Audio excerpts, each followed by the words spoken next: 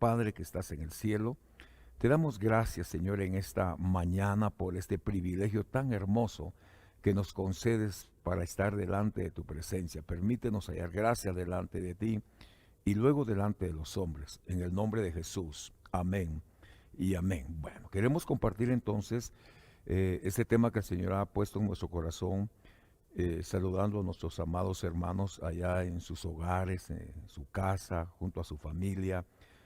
Bendecimos hasta donde pueda llegar nuestra voz, hasta donde pueda llegar esta palabra, que pueda ser una palabra de edificación, de consuelo y sobre todas las cosas de ánimo, de fortaleza, sabiendo que somos el pueblo de Dios.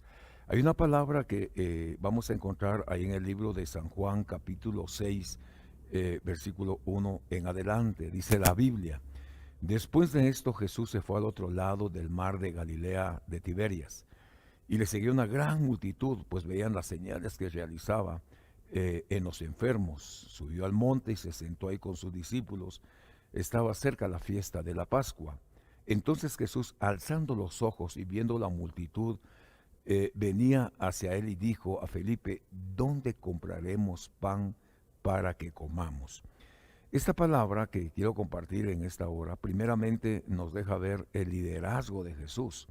El Señor, por medio de su ministerio, atraía multitudes, como atraía a grupos de personas, seguidores suyos, de la manera que el Padre le permitió irse revelando a cada uno de ellos. Aquí vemos las multitudes que empiezan a seguir el ministerio de Jesús. Luego lo vemos en una función de ascenso. Dice la Biblia que subió al monte y se sentó ahí con sus discípulos. Normalmente, cuando usted ve esta palabra, mi querido hermano, mi querido amigo, cuando usted ve esta palabra, encontramos que Jesús, cada vez que subía al monte, estaba marcando nuestro destino. Como por ejemplo, dice la Biblia que subió al monte para orar y pasó toda la noche orando. Toda la noche pasó orando. Pero ¿cuál era la causa de esa oración? Bueno, que tenía que elegir dentro del discipulado. El Señor tenía que escoger a 12 hombres, a quienes posteriormente el Señor llamó apóstoles. Qué interesante. Luego encontramos que el Señor sube al monte de la transfiguración, dice la palabra. ¿A qué sube al monte? Encontramos que cuando el Señor sube al monte, según esta palabra, dice la Biblia que aparece Moisés, aparece Elías. Moisés, que representa la ley, Elías, que representa el ministerio profético del Antiguo Testamento, y sube el Señor Jesucristo. Aleluya. Esto es muy, muy interesante. ¿Y qué sucede? ¿Y qué sucede en ese monte? Bueno, que el rostro del Señor fue transformado, fue cambiado. Esto nos enseña que cada vez que nosotros subamos al monte, monte de la oración, tiene que haber una actitud diferente en nuestros rostros. Tenemos que cambiar. Hermano, debe de haber un cambio en lo más profundo de nuestro corazón. Luego vamos a encontrar cuando el Señor, encontramos a Juan el Bautista que está bautizando. Dice la palabra del Señor: Juan el Bautista está bautizando. Encontramos que está bautizando al pueblo, pero también está bautizando al Señor Jesús. Y la Biblia dice que él empezó a orar. Y cuando el Señor empezó a orar, dice la palabra del Señor, se oyó la voz de Dios. Esto es interesante porque vemos que el monte nos permite oír la voz de Dios, ver el descenso del Espíritu Santo, amén, y oír las palabras hermosas del Padre: este es mi Hijo amado, en quien tengo contentamiento. Ahora, hablamos de este monte porque dice 6.3, y subió al monte y se sentó ahí con sus discípulos. Estaba cerca la fiesta de la Pascua, y alzando los ojos vio una gran multitud. Acuérdese usted que si algo conmovía el corazón del Señor Jesucristo, hermano, era ver a las multitudes, porque las miraba como ovejas sin pastor, como ovejas sin pastor. La pregunta que hace el Señor cuando ve a las multitudes, mi hermano, es: bueno, ¿y dónde compraremos pan? Fíjese que esta palabra es muy interesante.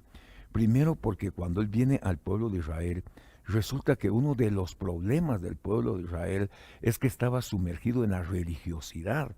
Entonces no tenían pan, no tenían pan de liberación, no tenían pan de restauración. Entonces él lo primero que ve es multitudes, alzó los ojos y ve multitudes, pero hace una pregunta, mi querido hermano, se la hace a uno de sus discípulos, a Felipe: ¿dónde compraremos pan para que coman estos? Imagínense tener multitudes, hermano, no tener agua y no tener pan. Entonces Jesús les pregunta a sus discípulos: ¿y de dónde vamos a sacar pan? Pero dice la Biblia que le hizo esta pregunta para probarlo, porque él sabía lo que iba a hacer. Entonces aquí la respuesta inmediatamente, mis queridos hermanos, es la de Felipe. Dice: bueno, solo tenemos 200 denarios, que no basta para comprar pan, ni un solo, o solo para que reciban un pedazo. Estoy hablando de pan. Uno de sus discípulos, Andrés, hermano de Simón, le dijo a Jesús. Bueno, aquí vemos una pregunta, pero la inquietud del corazón de Jesús era probar el corazón de Felipe. Amén. Sin embargo, en el libro de San Juan, capítulo 6, versículo 9, dice: mire, qué hermoso es cuando Dios está en control, cuando Dios controla todas las cosas. Inmediatamente Felipe dice: aquí hay un muchacho, aquí hay un muchacho. Mire, como cuando alguno ha perdido algo, ¿verdad, hermano? Y lo encuentra. Pero de pronto Dios nos muestra cómo solucionar un problema, si usted quiere, de multitudes. ¿Cuál era el problema de multitudes? Es que no había comida. Yo siempre he creído, me imagino esto, que este muchacho, hermanos amados, que llega ahí al lugar donde vio multitudes y dijo: aquí está pasando algo, esto no es normal lo que estoy viendo, ¿verdad? Fue atraído.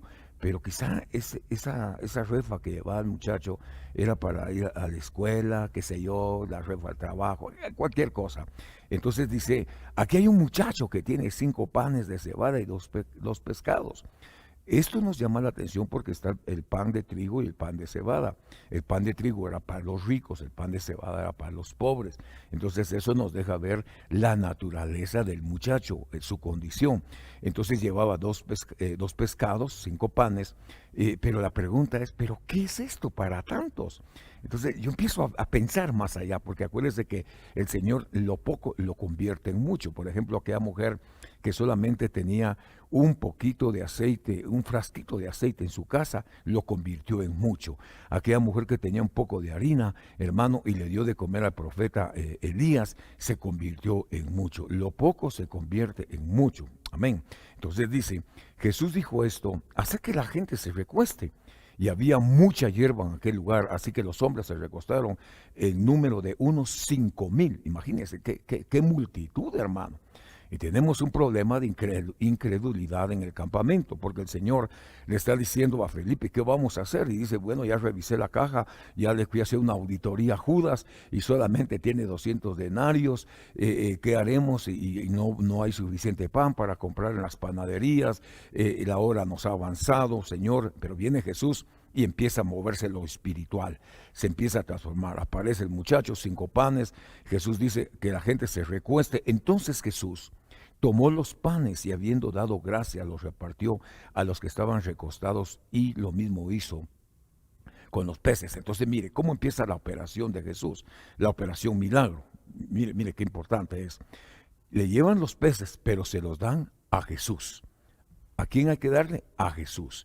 Y como le dieron a Jesús, Él lo convierte, lo poco lo convierte en mucho. Por favor, que esto le quede en su corazón hoy. Lo poco lo convirtió en mucho. ¿A quién se lo llevaron? A Jesús. Jesús. A Él le llevaron los panes. ¿Qué hace? Bueno, dice la Biblia: tomó los panes y, habiendo dado gracias. Entonces, ¿cómo empieza la operación de un milagro? ¿Cómo empieza la relación? Dándole gracias a Dios. Primero fueron a Jesús y dice la Biblia que dio gracias y lo empezó a repartir. Yo no sé si usted se imagina ese momento, hermano, de pronto ver una canasto, hermano, los 5 panitos, los 2 pececitos. Viene Jesús, se lo presenta al Padre, aleluya, hermano, qué tremendo, ¿verdad? Da gracias y de pronto empieza la multiplicación, hermano. Oiga, qué interesante. Bueno, quiero decirte en este día domingo, es un día de Santa Cena, lo poco que tengas en tu casa, lo poco que tengas, lo poco que te quede, se te va a multiplicar en mucho. Amén. Lo poco que tengas se te va a multiplicar en mucho.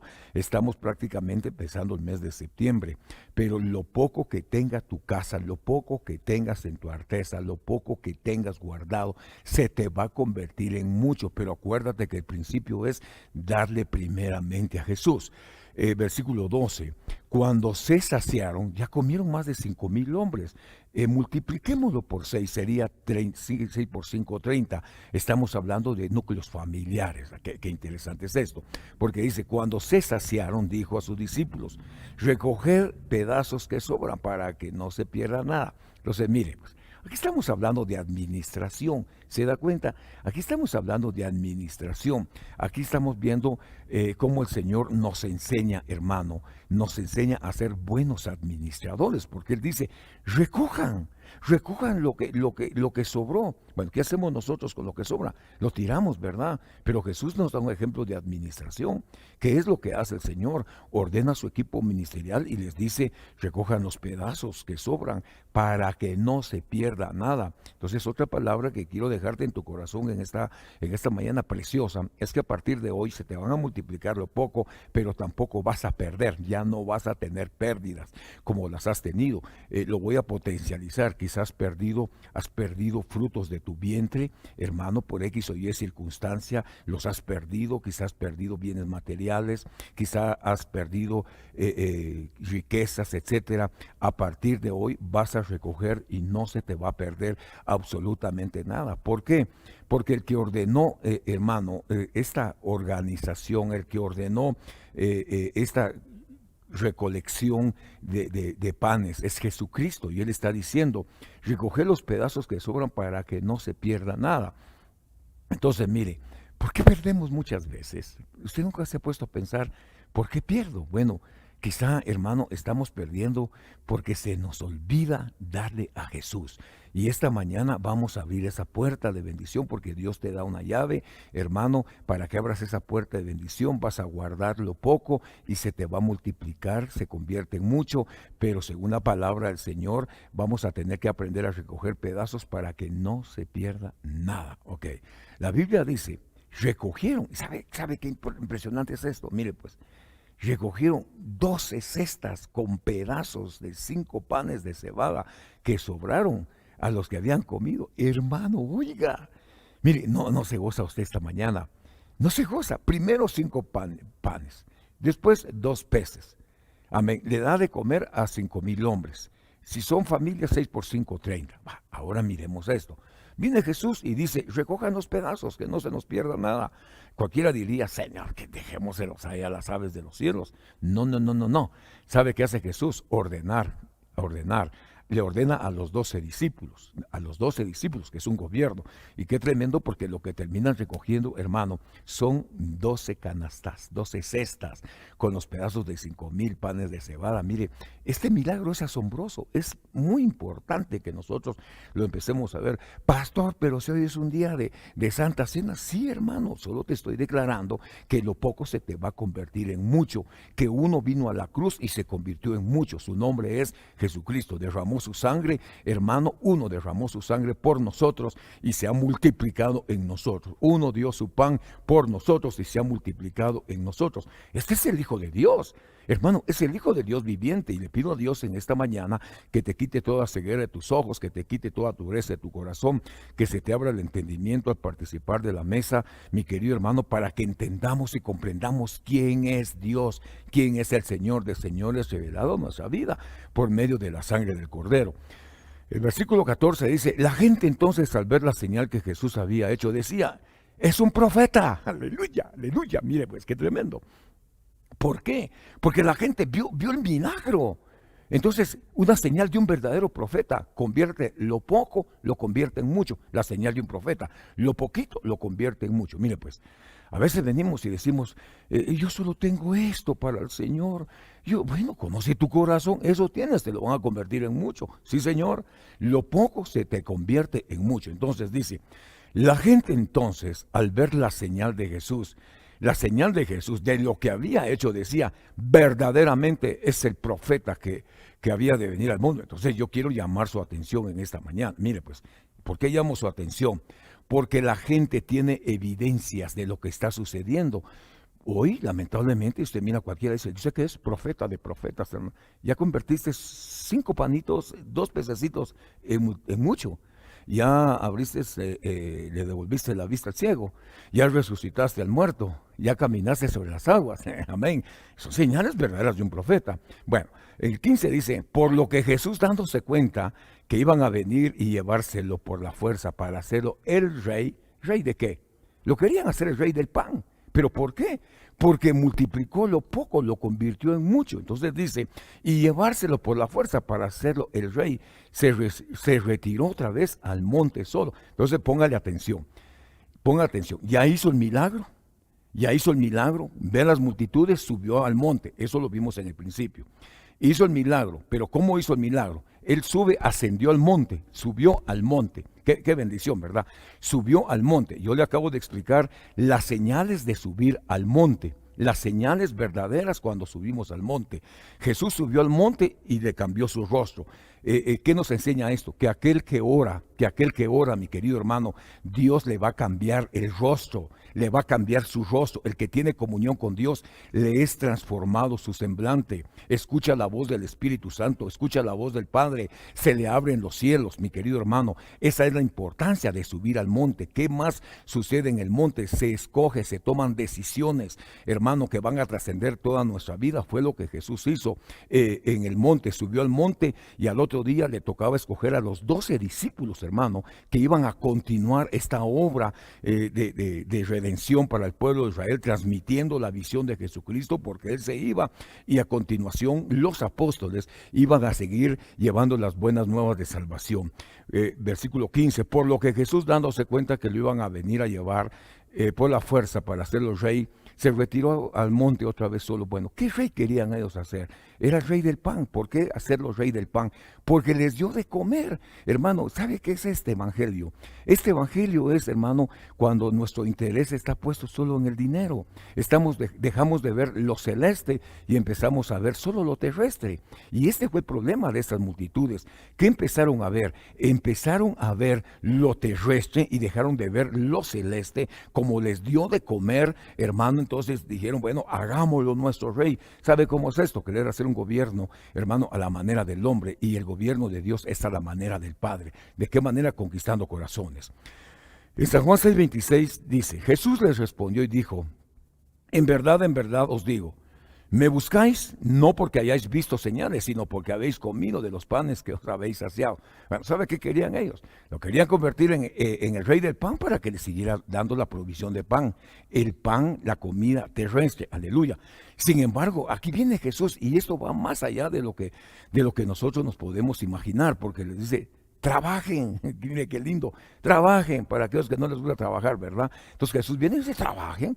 Y también dice que el que no trabaja, pues que no coma. Así dice la Biblia, pero estoy hablando de lo espiritual esta mañana y también de lo material. Trabajar no por el pan que perece, por favor oiga esto, no por el pan que perece. Entonces esto quiere decir, mi querido hermano, que nosotros tenemos que trabajar por nuestra salvación. Mire qué interesante.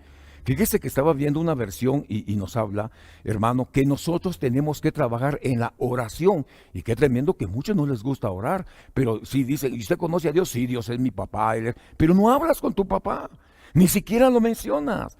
Ni siquiera te relacionas con Él. El que tiene a Dios por Padre, hermano, se acerca a Él continuamente. Aleluya. Y aquí lo que vemos es un interés personal, hermano, para saciar, si usted quiere, de bienes materiales, no espirituales. Aleluya. Entonces Jesús les dice, trabajad no por el alimento que perece, sino por el alimento que permanece para vida eterna. Este domingo, perdone, yo le invito a que trabajemos por nuestra salvación.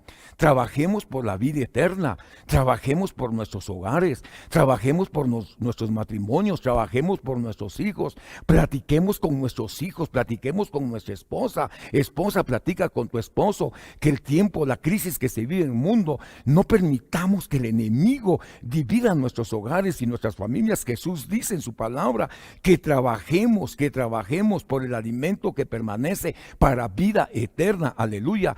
¿Qué es lo que tenemos que hacer? Invitar a Jesús que llegue a nuestros hogares. Sí, Señor. Invitar a Jesús que llegue a nuestros matrimonios. Erradicar de nuestra casa todo espíritu de división, todo espíritu de destrucción, todo espíritu de contienda. Necesitamos trabajar en nuestros hogares. Necesitamos trabajar por el alimento que permanece para vida eterna. Bueno, ¿quién es el que da vida eterna? Jesucristo. Versículo 28 dice, entonces le dijeron, ¿qué debemos de hacer para poner en práctica las obras de Dios? Hermano, pero eran religiosos. Ellos no entendían, se les tuvo que revelar al Señor. ¿Qué haremos? ¿Qué haremos? ¿Qué debemos de hacer para poner en práctica las obras de Dios? Jesús les respondió, esta es la obra de Dios. Mire, pues, ¿qué es una obra? Es un trabajo. Este es el trabajo de Dios. Esta es la obra de Dios. Que creáis en el que ha enviado. Entonces, mire, pues, la obra de Dios. ¿Cuál era la obra de Dios? Creer en el que fue enviado. ¿Y quién fue el enviado? Es Jesucristo, mi querido hermano. Mire, aquí no nos podemos perder. Solo necesitamos pedirle al Padre que nos dé un espíritu de revelación para poder entender el misterio de su palabra. ¿Cuál es la obra de Dios? Bueno, la obra de Dios es creer en el enviado. Todos nosotros, usted y yo. De alguna manera, nuestros padres nos enseñaron a invocar a Dios. ¿De qué manera? Quizá algunos correctamente, otros incorrectamente.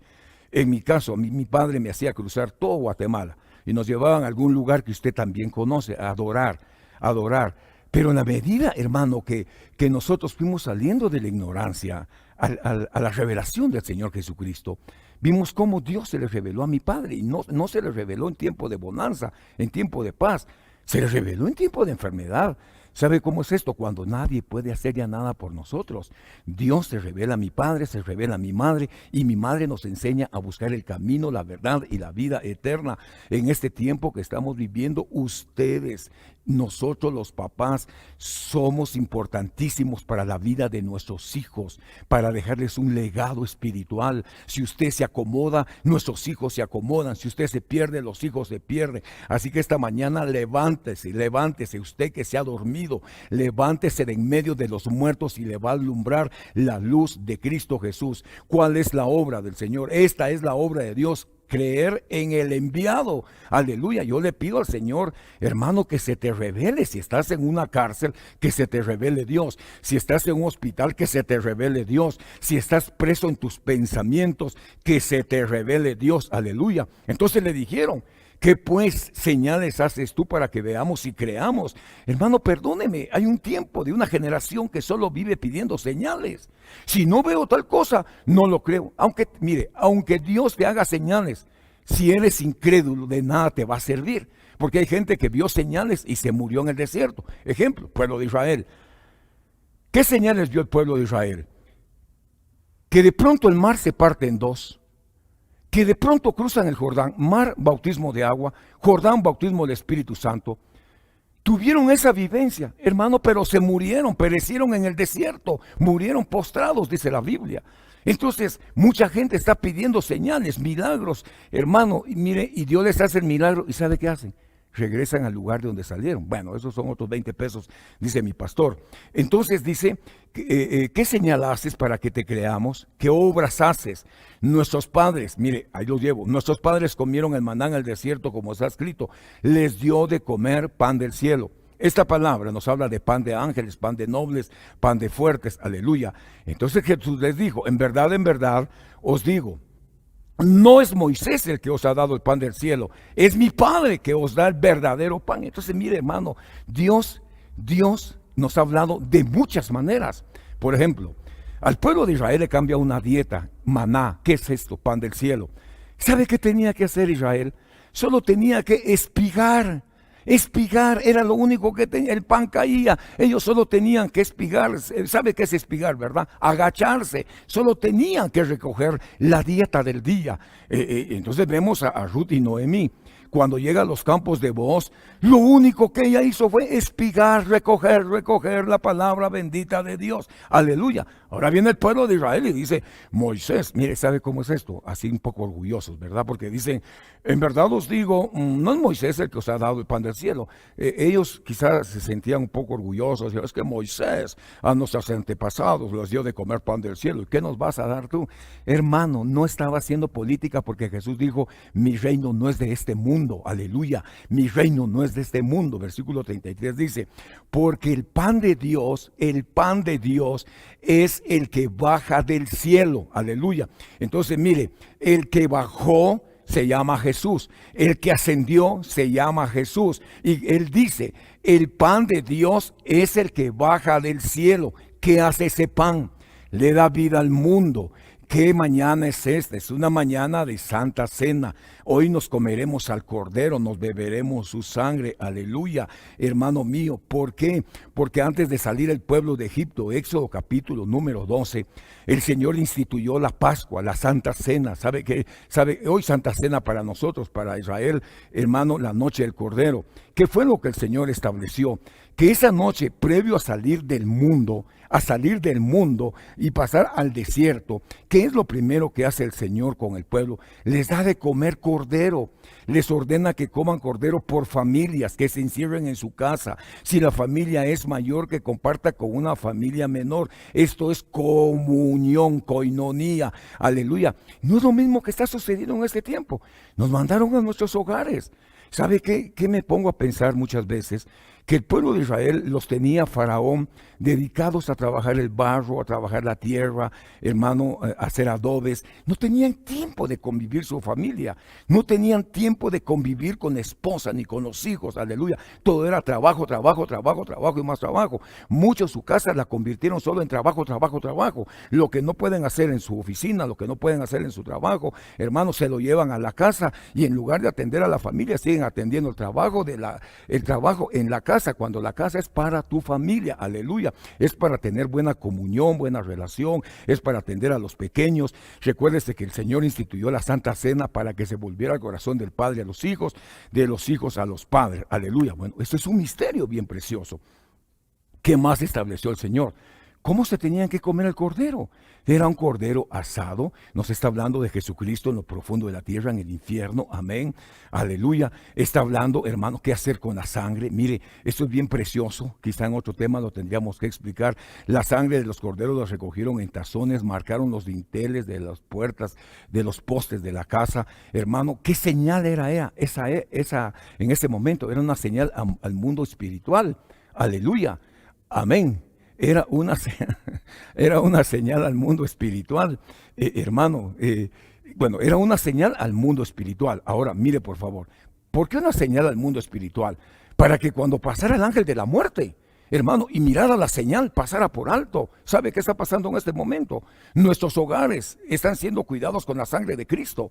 Tu hogar y mi hogar está siendo marcado con la sangre del Cordero todos los días, aleluya, por causa tuya, porque dentro de esa casa viven primogénitos. Tú eres un primogénito, nuestro hermano mayor se llama Jesucristo, aleluya.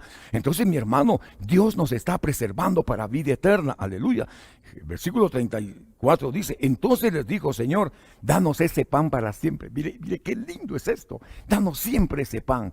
Entonces, pónganle atención a esto. Mire, pues, por los momentos que vivimos actualmente, ay, cómo anhelamos nuestras reuniones presenciales. Yo no sé si a usted le pasa, pero a mí me pasa. Cómo anhelamos la coinonía, la comunión entre hermanos, a veces por la mascarilla, la careta y todo, pues no podemos identificar a nuestros hermanos.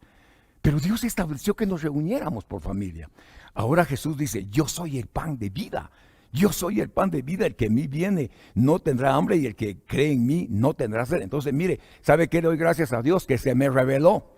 ¿Sabe qué le doy gracias a Dios? Que el Padre me mostró quién es el Hijo por medio del Espíritu Santo. ¿Sabe por qué usted creyó en Cristo? Porque el Padre, por medio del Espíritu Santo, ¿sabe qué nos dijo? Ese es mi Hijo, a Él sigan. Mire qué lindo, a Él sigan, Él es mi Hijo, aleluya. Esto es como el ladrón de la cruz.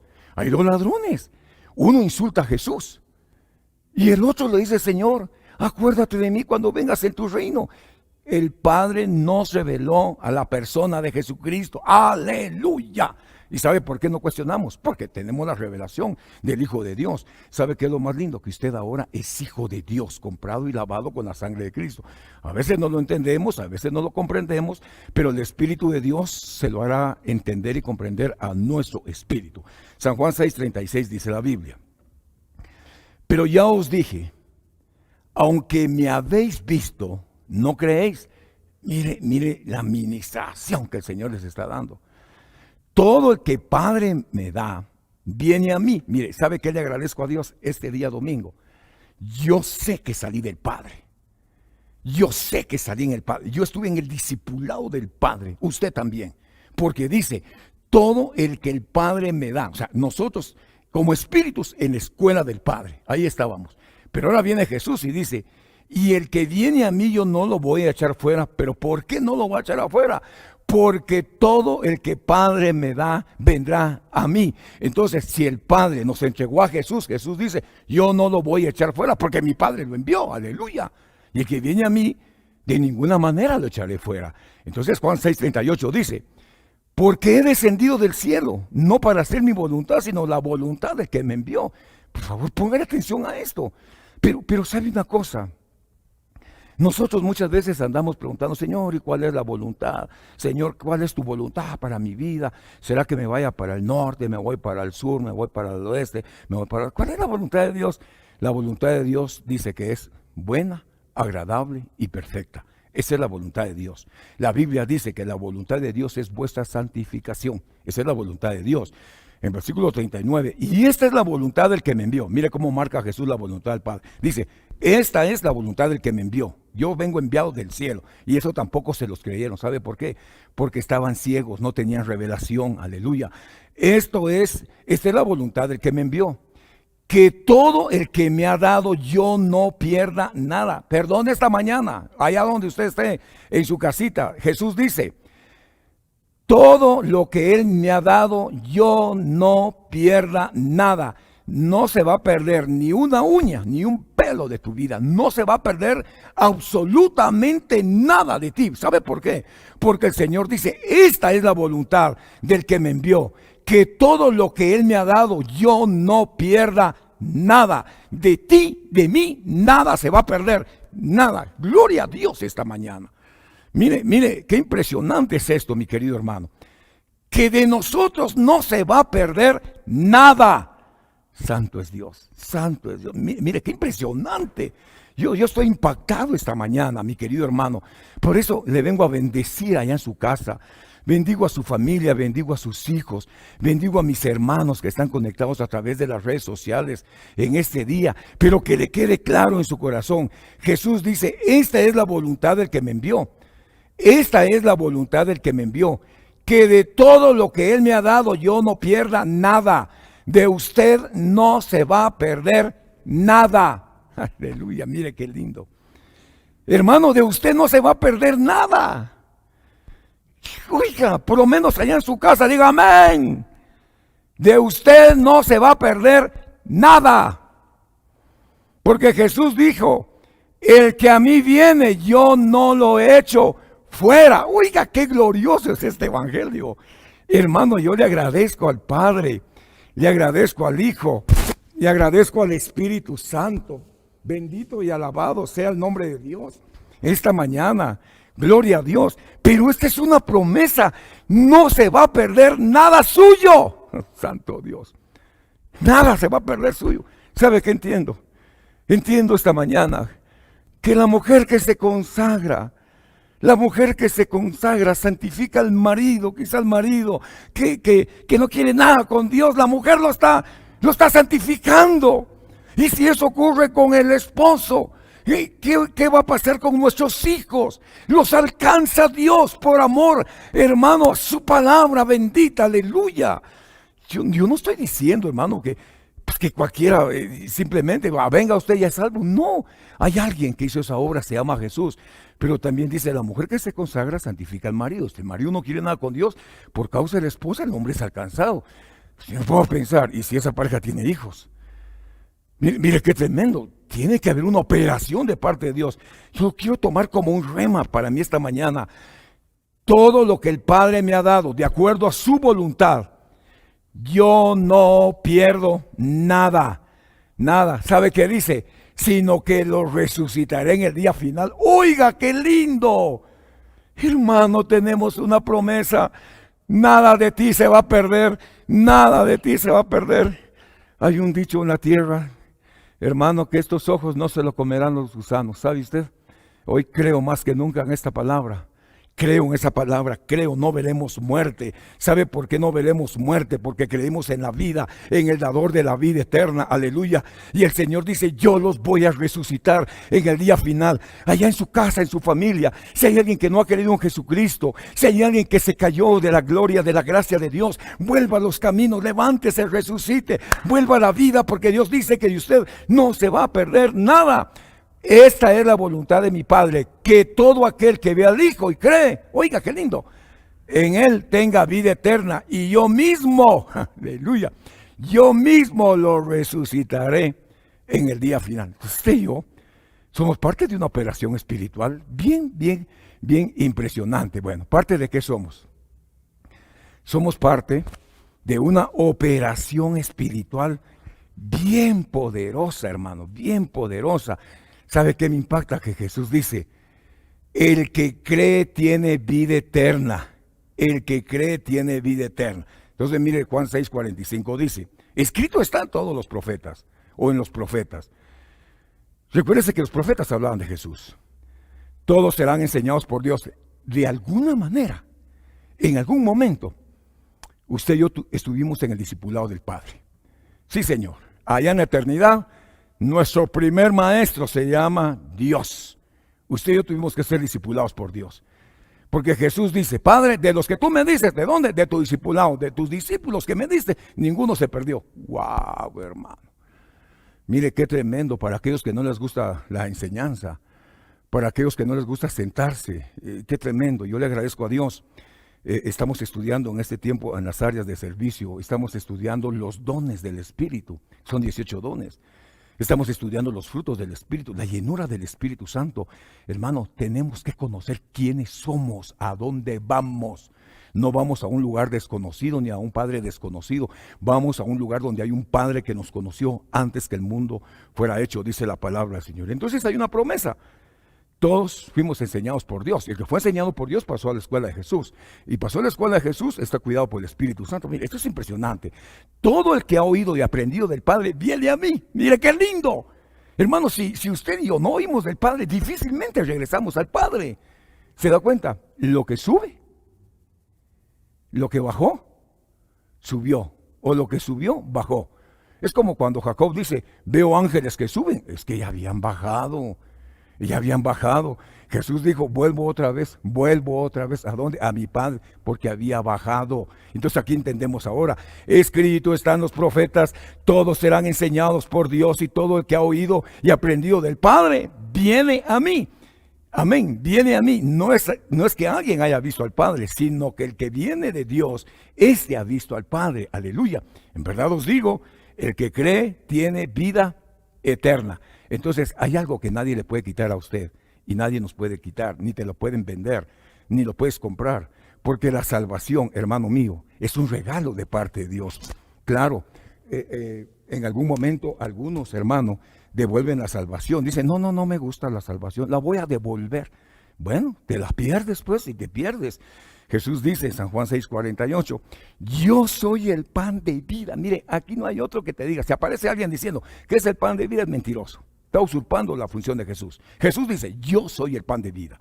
Yo soy el pan de vida. Jesús dice, yo soy. A mí me envió mi Padre, yo soy el pan. Aleluya.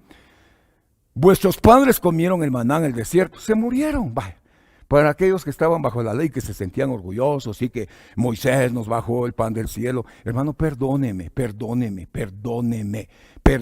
Jesús dice, yo soy el verdadero pan de vida. Vuestros padres comieron y murieron, no cambiaron, aleluya. No se renovaron, no se restauraron, siguieron en sus mismas actitudes, comían maná todos los días y de nada les servía porque no hubo cambio interno en ellos. Por eso el pan, el vino, su sangre, sí tiene que operar en nosotros. Sí tiene que haber un cambio en nosotros, hermano. Tiene que haber un cambio definitivo. Tiene que haber un cambio. Por supuesto, pues está presentándose ante Cristo. Por eso dice, si alguno hubiere pecado, abogado tiene en el cielo. Entonces, cada vez que nos acercamos, nos presentamos ante el tribunal, Señor, soy pecador. Dice esto y esto y esto y esto. Y se acerca al diablo y dice, sí, pero hiciste esto y esto y esto. Entonces viene Jesús y dice, pero mi sangre ha sido derramada para perdón de pecados. Mire qué lindo el Dios que nosotros conocemos. Amén. Dice 6:50, este es el pan que desciende del cielo. Este es el pan. Y todo aquel que coma de él no muere, no muere. Por eso, mire la importancia, hermano, de participar de la mesa del Señor. La importancia en este día domingo, que nosotros nos sentemos allá en casita. Yo espero que usted haya preparado ya su copita de jugo de uva, hermano, o de vino, su panito, hermano, y con toda reverencia, nos presentemos ante Dios, hermano. Yo recuerdo que cuando esta pandemia empezó, exactamente un día domingo como hoy, que fue nuestro último servicio, en la misma condición que estamos ahorita en este lugar, a la hora del almuerzo tuve el privilegio de reunirme todavía con mis hijos y les dije, bueno, les voy a ministrar Santa Cena. Nunca olviden este día. Vamos a pasar prueba, vamos a pasar lucha, vamos a ser zarandeados, pero esto nos va a mantener. Esto nos va a dar vida, esto nos va a dar vida. Y lo mismo le digo a usted en esta mañana. Usted que dice, no, yo no tomo Santa Cena porque me puedo morir, pero si muerto ya estás, hermano. No es en la Biblia, pues, que con Cristo estoy juntamente crucificado. Ya no vivo yo, mas Cristo vive en mí. Entonces, lo más que te puede pasar, confesando los pecados, examinándonos hoy, es que Dios te dé vida eterna, previo al perdón de pecados. Por eso dice, el que coma de él no muera. Amén. Libro de San Juan 6:50. Yo voy aterrizando ya, hermano. Aleluya. Dice, este es el pan que desciende del cielo. ¿A quién se refería? A él. Este es el pan que desciende del cielo. Para que el que coma de él no muera. No vas a morir. Si te comes el panito, no te vas a morir físicamente. Y si estabas muerto espiritual, te van a resucitar previo a la confesión de pecados y reconocimiento, hermano, que hemos fallado, que hemos pecado. Aleluya. Entonces, mire, dice, yo soy el pan vivo. Ahora, usted mira que cambió, porque dice, este es el pan que descendió del cielo, vino del cielo, para que el que coma de él no muera. Ok. Pero ahora 6:51 dice, yo soy el pan vivo que descendió del cielo. Oiga, hermano, Jesús le está diciendo, yo soy el pan vivo. ¿Sabe qué? Muchos no le creyeron. ¿Sabe por qué? Porque el concepto que él tenía, el concepto que tenían de Jesús es que era el hijo del carpintero. ¿Y sabe qué decían de Jesús? Está loco. Llamaron a la familia, llévenselo porque está loco. Dicen que él es Dios. Y no lo mismo dirán de ti. No lo mismo dirán de ti, que a veces estás loqueando.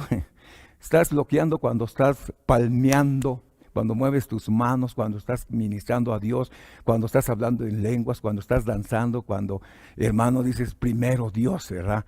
Primero Dios, y si es la voluntad de Dios.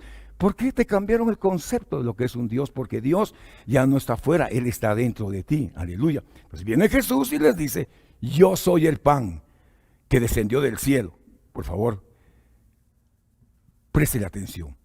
Si alguno come de ese pan, quizá es pan que tú compraste en la tienda y ya oraste, ya le dijiste, Señor, bendice este pan, ok, pero se potencializa porque es un pan terrestre y es un pan celeste, es como las ofrendas.